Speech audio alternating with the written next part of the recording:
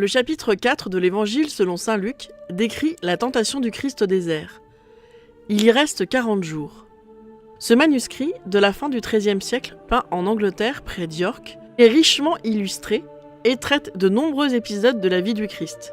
C'est d'ailleurs son titre en latin, Vita Christi, et notamment de chacune des tentations qui sont mentionnées dans le texte lucanien. Tout d'abord, la faim.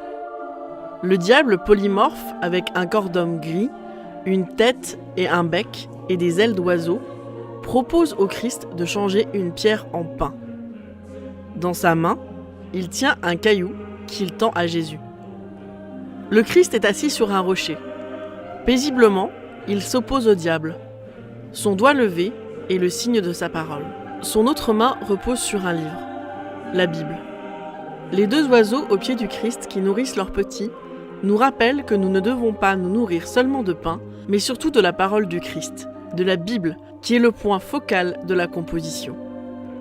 Durant la seconde tentation, le diable propose au Christ le pouvoir et la gloire s'il se prosterne devant lui. Toujours sur le même fond d'or, on retrouve les deux mêmes protagonistes qu'au folio précédent. Le diable gris, aux pieds fourchus, et le Christ. L'illustration s'éloigne un peu du texte biblique. Elle est en fait une synthèse entre la deuxième et la troisième tentation. Le Christ, toujours en majesté, avec un âme crucifère, est en débat avec le tentateur. Cette fois-ci, le livre qu'il tient est ouvert. Il est assis sur une architecture qui rappelle la ville de Jérusalem, qui est citée dans la troisième tentation.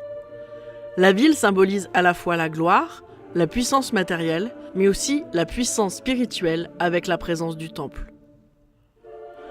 La troisième miniature de ce manuscrit du XIIIe siècle est visuellement la plus surprenante et la plus moderne.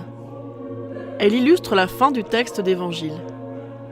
Ici, pas de présence des anges, comme c'est le cas dans la mosaïque de la basilique Saint-Marc à Venise. La miniature se focalise encore une fois sur le duel entre le Christ et le tentateur. Sur la première miniature, ils étaient tous les deux à la même hauteur. Ici, le Christ domine le diable. Il est au sommet d'une colline composée de 3 niveaux.